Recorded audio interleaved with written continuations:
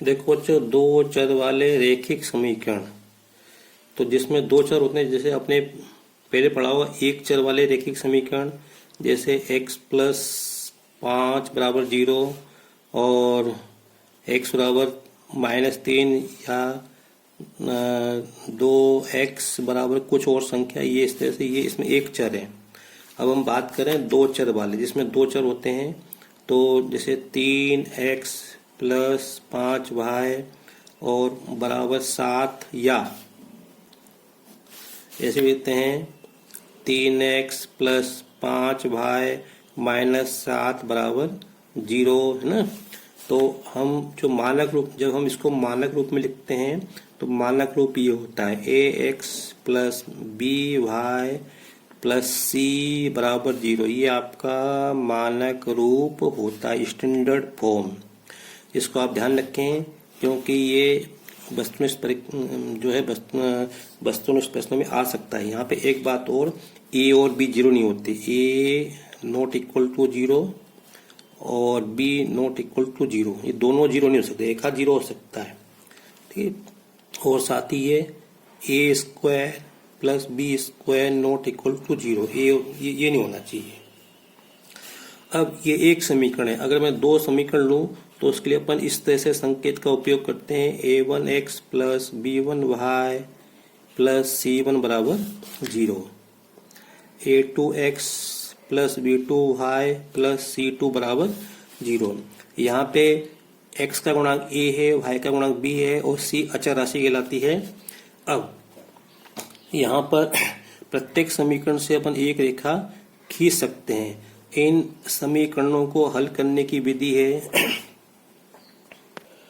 तो ये तीन विधियां हैं, विलोपन विधि, प्रतिस्थापन विधि, बीजगणित विधि। विधियां तो और भी होती हैं, वो क्या है बड़ी क्लास में। तो इन तीनों विधियों को अपन क्या कहते हैं, बीजगणितीय विधि है। और ये ग्राफ विधि या आलेख विधि है, इसको अपन ग्राफ पेपर खींच के हल करते हैं। आलेख विधि ये अलग होती है, तो ये वस्तुनिष्ठ में पूछ लेते हैं। यहाँ पे एक बात और, यहाँ पे जैसे ये लिखा ना, इसको अपन ले सकते हैं a1 square plus b1 square not equal to 0, और यहाँ पे a2 square plus b2 square not equal to 0। क्योंकि अगर ये ऐसा हो गया तो फिर ये दो चर में नहीं बचेगा ना समीकरण, इसलिए मतलब ही नहीं रहेगा, x और y नहीं मिलेंगे हमको।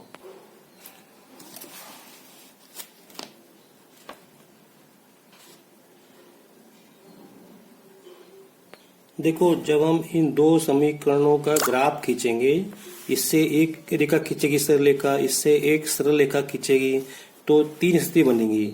या तो क्या होगा, यहाँ पे ये दोनों रेखा, एक रेखा मान लो ये खींची और फिर एक रेखा ये खींची, तो ये एक दूसरे को प्रतिच्छेद करेंगी। एक दूसरी स्थिति होगी कि मैंने मान लो एक रेखा ये खींची और एक रेखा इसके समांतर आई। समांतर समझना, जैसे रेल की पटरी होती है, घर के आमने सामने की दो दीवारें होती हैं, एक स्थिति ये बनेगी, दूसरी स्थिति ये बनेगी, और तीसरी स्थिति ये बनेगी कि जैसे मान लो मैंने ये कोई रेखा खींची और दूसरी रेखा इसी के ऊपर आ रही है, एक समीकरण एक रेखा, दूसरी से ये रेखा इसी पे आ रही है, तो इनको बोलते हैं प्रतिच्छेदी रेखाएं। ये क्या है, प्रतिच्छेदी रेखाएं। ये समांतर रेखाएं और ये संपाती रेखाएं।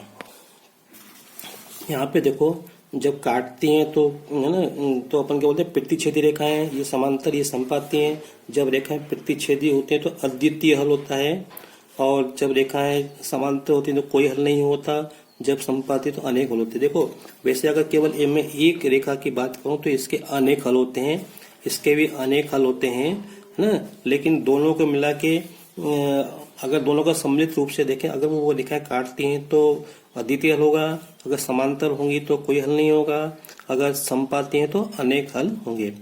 अब दूसरा, अब इसको ग्राफ खींचने में हमको टाइम तो जाएगा ही नहीं जाएगा, एक प्रश्न करने में कम से कम 5 मिनट जाएंगे। दूसरा, अगर हम इसको प्रतिस्थापन, विलोपन या बीजगणित से करें तो भी टाइम जाएगा।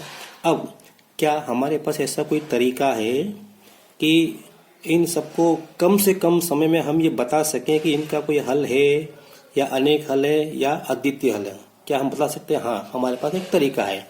इनके जो गुणांक हैं इनके अपना अनुपात ज्ञात करेंगे और अपन उनकी तुलना करेंगे। वो कैसे, वो देखो। अपने को दो समीकरण दिए रहेंगे, उसमें से अपन A1 B1 C1 A2 B2 C2 अपन नोट कर लेंगे। फिर हम देखेंगे, फिर हम उनका अनुपात निकालेंगे और इसका अनुपात निकाले हम देखेंगे क्या ये अनुपात बराबर है क्या। अगर ये अनुपात बराबर नहीं है तो हम कहेंगे कि इन दोनों समीकरणों का हमको एक हल मिलेगा, अद्वितीय हल मिलेगा और रेखा प्रतिच्छेद करेंगे। अब अगर मान लो ये अनुपात बराबर है, जैसे A1/A2 बराबर B1/B2, तो ये तो निश्चित है कि इसका अद्वितीय हल नहीं होगा। तो बाकी दो स्थिति बनेंगी, या तो कोई हल नहीं या अनेक हल। तो हम कैसे मालूम करेंगे कि इसका कोई हल नहीं या अनेक हल? तो हम क्या करेंगे, हम तीसरा अनुपात निकालेंगे। अगर तीसरा अनुपात बराबर है C1/C2, अगर ये तीनों अनुपात बराबर हैं तो हम कहेंगे अनेक हल है। अनेक हल है। अगर तीसरा अनुपात इसके बराबर नहीं है तो हम कहेंगे कोई हल नहीं है।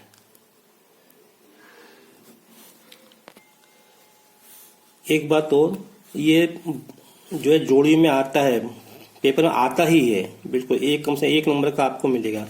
ये आपने को ऐसा अद्वितीय हल का मतलब कि रेखाएं क्या है, प्रतिच्छेद कर रही हैं। और अनेक हल मतलब रेखाएं एक के ऊपर एक हैं, संपाती हैं। और कोई हल का मतलब एक रेखा ये है और एक रेखा इसके समांतर है। समांतर समता समझते हो ना। एक बात तो, एक शब्द आता है संगत और असंगत। जब रेखाओं के जब दो समीकरणों के हल हों, चाहे अद्वितीय हल हो चाहे अनेक हल हो, तो हम कहते हैं ये युग्म क्या है, संगत है। चाहे अद्वितीय हल हो चाहे अनेक हल हो, तो हम कहते हैं ये संगत हैं। ये समीकरण निकाय समीकरण युग्म संगत हैं। जब कोई हल नहीं होता तो हम बोलते हैं असंगत। तो ये भी परीक्षा में आता है और आने की संभावना भी है। असंगत है तो इसको हम ध्यान में रखें। ऐसे समझो, जैसे मान लो ये समीकरण x + y = 3 और x - y = 1, तो हम देखेंगे इसके केवल इस समीकरण के बहुत सारे हल होंगे। उदाहरण के लिए जैसे मैंने कहा 0 3, इसका एक हल होगा इस समीकरण का ना। फिर इसके बाद 3 0 एक हल होगा, फिर 1 2 एक हल होगा और 2 1 और हल होगा। और भी हल हो सकते हैं, मैंने कहा 4 -1 है ना। ऐसे बहुत से अनंत हल होंगे। इसी प्रकार इसके भी हल होंगे। जैसे इसके क्या हो जाएंगे पे 3 और 2 एक हल होगा यहाँ पे, ठीक है। और 2 एक हल होगा यहाँ पे और 1 और 0 एक हल होगा ऐसे। लेकिन हम ये देख रहे हैं कि ये हल देखो, इसके भी अनंत हल होंगे। तो जैसे ये हल देख रहे हैं, ये हल दोनों में कॉमन है। तो इस समय जब हम इसको हल करेंगे किसी भी विधि से, तो हमको इन दोनों के ये हल हमको मिलेंगे। तो इसका मतलब जब हम इनकी रेखा खींचेंगे तो ये रेखा एक दूसरे को काटेंगी। तो अद्वितीय हल का मतलब समझे, एक अकेले समीकरण के अनेक हल हो सकते हैं, होते हैं। और लेकिन जब वो दो समीकरण की बात करते हैं तो अगर उनमें से कोई हल मिलता है, अद्वितीय हल मिलता है, तो कोई हल कॉमन होता है, तो हम कहते हैं ये अद्वितीय हल है। ठीक है, ये रेखाएं प्रतिच्छेद करेंगी। यहाँ पे आप देख सकते हो कि A1 A2 और B1 B2 के अनुपात बराबर नहीं। यहाँ पे आएगा 1/1 आएगा और यहाँ पे आएगा 1/-1 आएगा। तो ये -1 आएगा। तो 1 और -1 बराबर होते हैं क्या? ये अनुपात बराबर नहीं है, देख लो आप यहाँ से। फिर अपन एक दूसरा उदाहरण देते, x + y = 3 और 2x + 2y = 6। वो ले लो 3x + 3y = 6। अगर अपन इसकी तुलना करें तो इसमें तीनों अनुपात 1/2 1/2 1/2 बराबर आ रहे हैं, है ना। अगर अपन इसकी और इसकी तुलना करें तो 1/3 1/3 1 और 1/3। तो ये सब ये इसका इसके साथ ये क्या है, ये संपाती रेखाएं होंगी। रेखा एक के ऊपर एक आएगी यहाँ पे, ठीक है। ये इस तरह से रेखा एक के ऊपर एक आएगी, संपाती। फिर यहाँ पे मैंने कहा x + y = 3 और लिखा मैंने x + y = 2। तो अब यहाँ पे कोई हल नहीं होगा क्योंकि इसमें पहले दोनों अनुपात तो बराबर हैं, 1/1 आ रहा है। लेकिन जो दूसरा अनुपात है 3/2, तो ये दोनों अनुपात तो ये दोनों अनुपात तो बराबर है, लेकिन ये अनुपात बराबर नहीं है। तो यहाँ पे क्या होगा, कोई हल नहीं होगा। तो रेखा क्या होगी, समांतर होगी। तो मैंने आपको समझाने का प्रयास किया है। अगर आपको मेरा ये वीडियो पसंद आया हो तो आप मेरे चैनल को लाइक करें, शेयर करें और सब्सक्राइब करें। Thank you.